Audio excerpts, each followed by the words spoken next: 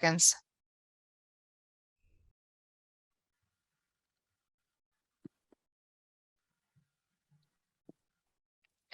Welcome to AbilityMKE Now on River West Radio. This is Sue Roskopf, and we are thrilled to be with you this evening.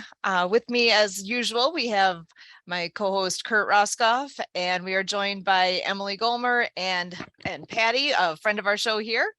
And we've got some fun things to get into this evening, some updates and whatnot, and some news to share. AbilityMKE Now, we are a show that is all about integration. We're bringing people with disabilities and people that don't have a disability together, enjoying life here in the Pewaukee area. We all have different abilities, right? And here at AbilityMKE Now, we dive into this topic of diverse abilities, showcasing and sharing a variety of aspects of ability-related topics. And the concept of disability hits a wide range of possibilities, right? We can be talking about physical or mental disabilities, the deaf and hard of hearing community, deafness, blindness, chronic pain, mental health diagnosis, goal of substance use reduction. There's a wide range of topics that we could be talking about, right? So with that, we here at AbilityMKE Now strive to dive in and break down barriers, do what we can to connect and make and celebrate those differences of abilities, to celebrate them and highlight where we can. So one thing that I know we have done in the past, or actually this past week, we introduced a friend of our show, Patty, who has a very unique situation surrounding her right now. And I actually am going to bring Kurt in to say hello and to give us some updates on some background and updates on what's all been happening with Patty. So Kurt, can you hop on in here? I'd love to have you say hello. All right. Hello. So Sue, I just want to give a little note here as we're going along here that the start of this did not get captured. That we would. All right. So with AbilityMKE Now, this is a process of conversation, talk radio for, life in Pewaukee, lifestyle development, and the ideas of quality of life. And when people around the world are talking about helping each other be at the best versions or the best version of ourselves, there's a lot of self-identity in that, self-efficacy. In disability advocacy, they bring us the mantra of self-determination. And so there's a lot to really think about where we are with humanity and what's humane, and how do we in southeastern Wisconsin, Pewaukee metropolitan area, how are we doing that in our population for all parts of our life, whether we talk about our faith lives, our faith spaces, our opportunities to volunteer, all the great nonprofits that we have here in the Pewaukee area, and all of our educational opportunities, the University of Wisconsin, Milwaukee and Marquette, and all of our schools, the Milwaukee School District, and so on and so forth. You just go through it all, our business community with the chamber and all the professional networking going on in the area, and all the fun things we do in life, hobbies, pastime, leisure activity, travel outside of the area, travelers coming in, just such exciting stuff happening in the many counties around us. And, we're capturing, the River West culture from out of the River West radio, radio station. And, so now when we cover the areas of disability, whether it's people with intellectual and developmental disabilities, the deaf community, blind community, people with physical disabilities. My Schertel relative, Jory Przynski, who founded Hope and Still, the oasis for people experiencing chronic pain, and those that have a goal of substance use reduction, and then we definitely give a lot of credence to how the realm of mental health has really shown itself, really making it obvious 20 years ago and prior, all the work being done to really heighten that populations and authorities and bureaucracies, that this whole thing of mental health has been brought more and more into the forefront. And then we put that over COVID, and then it's very obvious that mental health became even more of an emphasis, through the pandemic. And, so as we lace this all together and figure out, how this can drill down to really make a difference for a person, how society and how our systems are ready or not, because people are going through their stories, in terms of their mental health journey and dealing with a mental health diagnosis and this idea of pharmacology, pharmaceuticals, the United States of America being drugged up more than we need to be, overdoing it, reaching to, the Walgreens or whoever is out there. It's great that it's all out there, but it's not hard to find journalism and other reports and other advocacy that we clearly are overboard. It's a problem in America, opioid crisis, so on and so forth. We have to really look at this and look at who the perpetrators are. So what we have here is we have our guest Patty, who has Emily and I working hard to really, be that outreach, to be that friend, to be that support network to help her get through this. So what we have is, Patty in the last couple months has accumulated a list of over 40 professionals, connecting us to over 40 organizations, agencies, nonprofits, whatever it may be.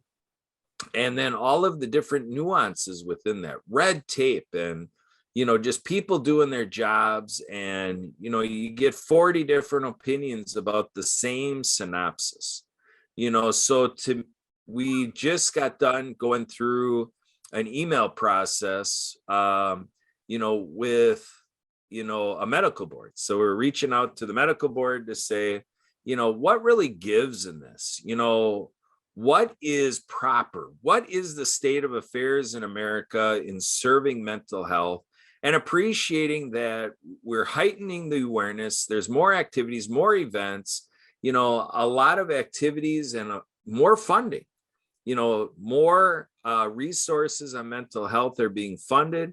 So we just got a lot going on, which is great because it is something of great magnitude.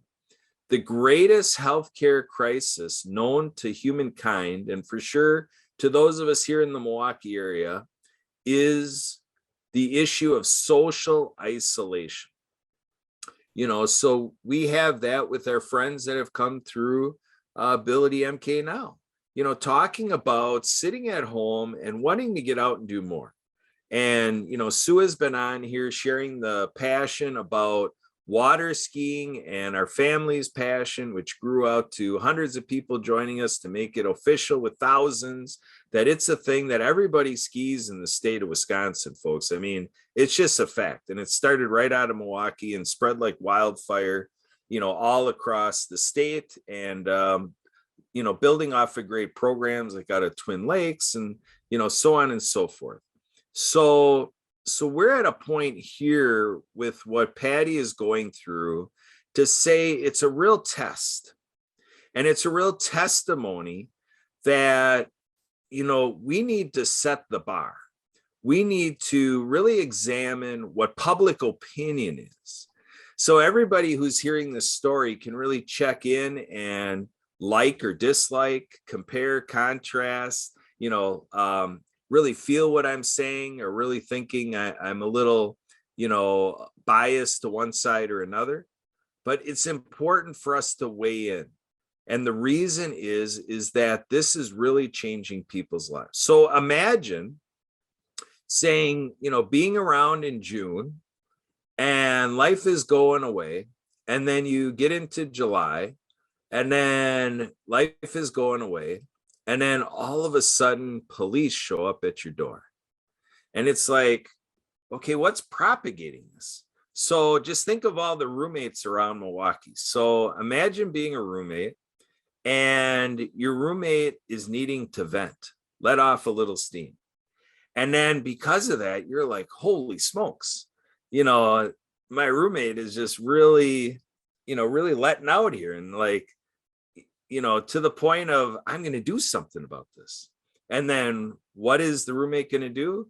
Go ahead and reach out to law that says, what can be done is you can put in a complaint to say that this person ought not have an option to speak for themselves. They have no choice, taken into custody and basically enslaved to the system. And then what happens is to put this all together, to package it, to label a person severely mentally ill. Could you imagine that, just going about your life? Everything is like great, or you're building from something that you really feel like this is the life I have. And then all of a sudden, zing, bang, boom, your roommate kind of gets a little, something under their craw and just decides to like reach for the system and like, let's just throw the book at this person. My roommate is just really going to lead a different life now because I just don't want this. Letting off steam is just not something that should be legal. So here this ensues a process where psychiatrists get involved. And so imagine being a person of sound mind and body, and you're just ready to build your life and you're providing services to others, and that's how you get a little income. And then all of a sudden it's all arrested when the police show up, and now you're forced to take medicine that the law is actually written that if the judge wants to do anything, the only thing the judge can do is to prescribe meds. Now, is that insane, Milwaukee? I propose it can be put to the record. Kurt Roskopf says, yeah, that's insane that we have laws that say the only recourse a judge can take is to go ahead and force that person to take meds. Now, it's good they are given that option. Don't get me wrong.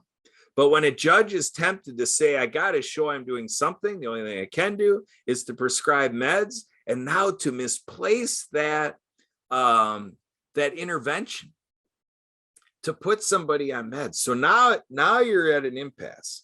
Court ordered meds, and so you're forced, when you shouldn't be, to go ahead and put those things down your gullet. And anytime you do that, that's going to be coming through your veins. It affects your cells, folks. Synthetic drugs being pumped into our system. Let's examine the state of Milwaukee and Wisconsin and the Midwest and the United States of America being a first world country. I hope this is captivating, folks, because we have a problem. We have Patty here who says you can look at it as an individual and woe is the individual, but no, it's woe is the United States of America, woe is Milwaukee, woe is Wisconsin. We have to check in on our identity and say, what are we going to do? Because I'll tell you what, Kurt Roskopf does not want the Waukesha County Sheriff showing up at his door saying, you know what? You don't have a choice, Kurt Roskopf. You're going to do what we say, whether you like it or not. You're going to go to a psychiatric hospital. You're going to transfer around to different clinics. We're going to run you through the ringer, and you don't have a choice. So, Patty, you want to come on here a little bit and share with Milwaukee and everybody that reaches out to SoundCloud and catches this? You want to share a little bit about this disruption to your life and kind of thinking about how we're in this for advocacy and there needs to be systems change and that we need to hold professionals accountable, that they do what's right for patients and stop looking at people as dollar signs. So Patty, what's your vantage point with this?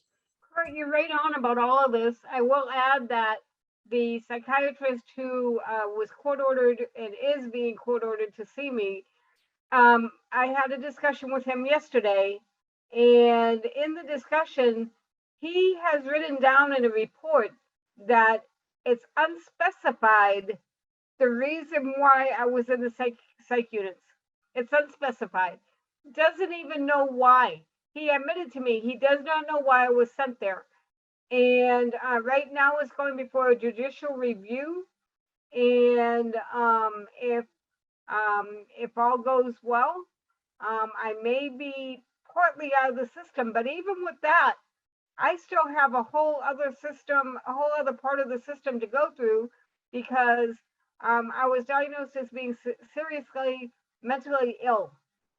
If you can imagine this, that you have no reason to believe that you are mentally ill, and now they're putting an additional label on it, seriously mentally ill, in which you can be in the system for a year or longer. Even with all of the judicial review going on, you can still continue to be in, all over some, I don't know, I don't even know what to call it, but that you're blowing off steam. That's right, folks. So talk about overreacting and making a mountain out of a molehill.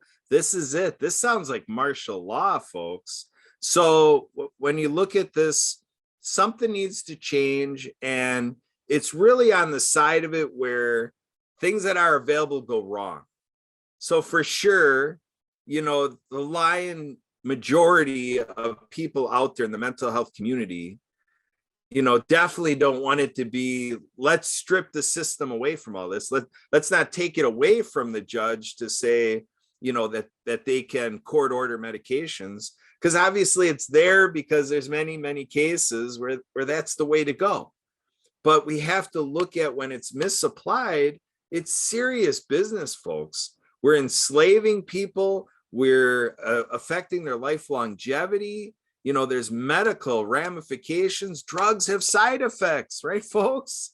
So we got to take this seriously. And so in this process, you have to work hard to get allies, people who kind of get a little closer to the truth with you and can kind of start to unwind this ball of a mess that gets handed to someone like Patty when she never asked for this. Like, it's just bizarre that, you know, when I look at the court system, you typically take the approach that if you can handle stuff out of court, you do everything you can to not need to show up and have a judge involved.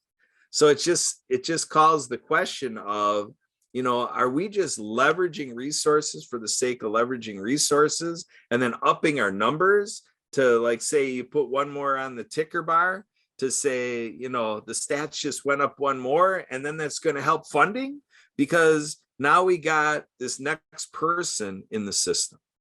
So with that, Sue, what's next? That's basically the crux of today's update on this mental health crisis. I appreciate the update. I can't believe what's all happened, and I'm glad you guys are making at least some progress. It's going to be a slow, long road to get through everything, because for things to have gotten to the point that it had, and then to try to, like you're saying, to unwind that ball, it's going to take some time, and you're getting there. And I can only hope that it goes quickly, and wouldn't hope that on anybody, right? This is a I hope an amazingly unusual situation. I hope there's not other people going through this type of thing, but you got to believe that along the way, how many other times has this happened? It's a scary thing. So yeah, the whole concept of mental health and how we all play into that, it's an important topic, and I'm glad you guys are tackling things here. So we wish you all the best on that. So with, oh, you're very welcome. And now, so here with AbilityMKE Now, just to tap into a few other updates that we have. One thing I want to make sure that is on the radar is ACAP. I know it's an organization we've spoken of before. They're out of Waukesha County. It's Adaptive Community Approach Program. ACAP is an organization that does day programs for adults. And they have a milestone coming up that I just want to emphasize here. They are celebrating 40 years. So 40 years of what they do and what they're so good at doing. I'm just going to read a little blurb off of their website. They have a celebration event coming up very soon. So for 40 years, ACAP has steadfastly served adults with disabilities and encouraged them to achieve their highest potential and to acquire lifelong skills that will enable them to become contributing and valued members within their communities.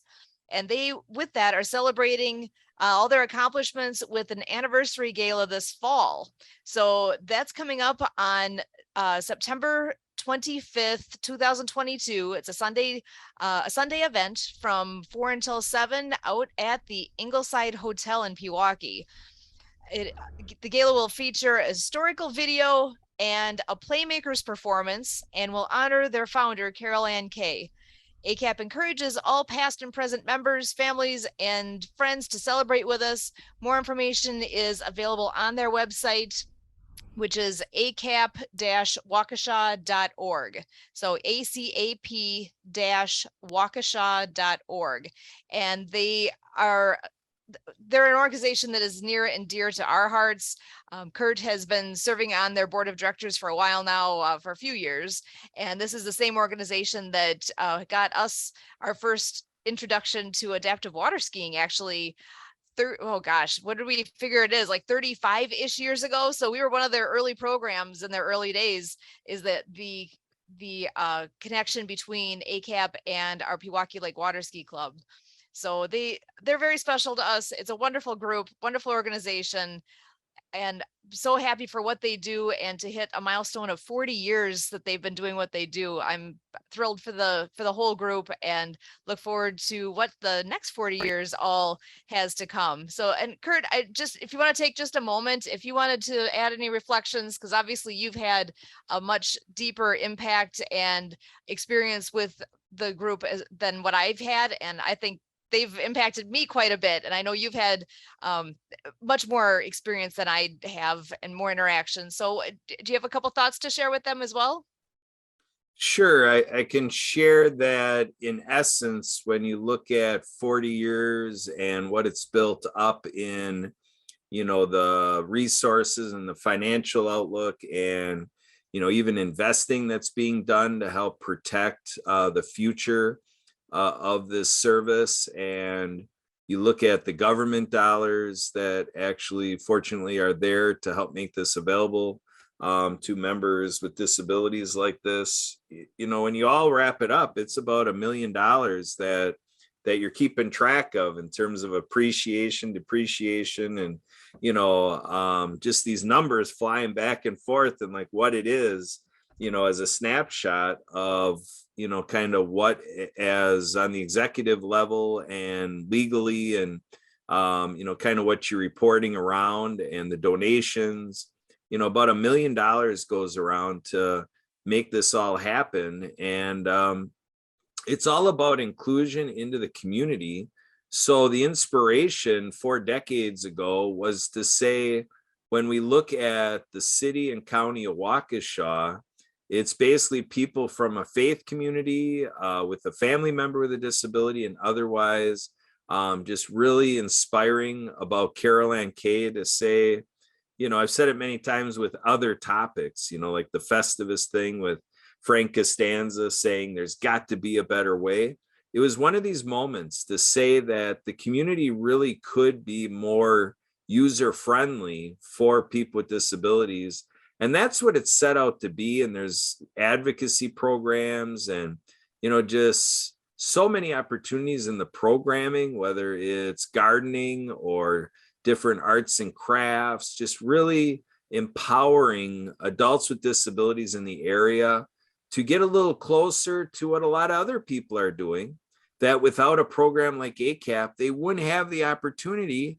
And Sue and I appreciate that, because we got right in there to the ripe, raw aspects of, if the Roskopf family didn't do what we did, there'd be a lot of people that didn't get the opportunity to water ski, like including that ACAP, before we got involved with the Lindsay program, we weren't going down to Browns Lake in Burlington to get that extra opportunity.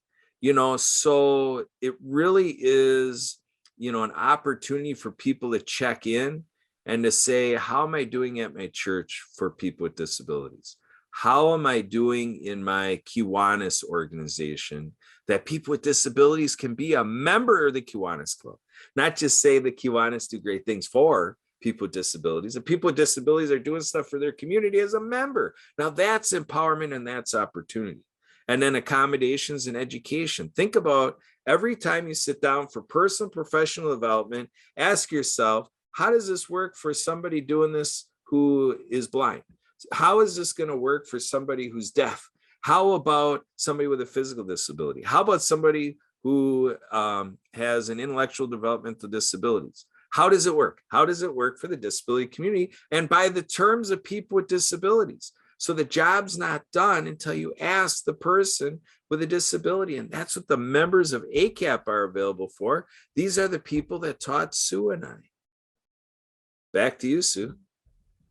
Yeah, it is something that once you start thinking more and more about those aspects, like when you go to a building, if you go to a restaurant, is there an entrance that would accommodate somebody with a physical disability? Can a wheelchair get in the building? When you are out and about around Milwaukee, if you see that kind of thing, does it even click in your mind that that's a problem? Until you really have a reason to think about it, and until you yourself have a reason personally to think about it, we often we just go about our daily lives and ignore those aspects because it doesn't mean anything to me. So why should I pay attention? Well, we've often said the term TAB, temporarily able-bodied.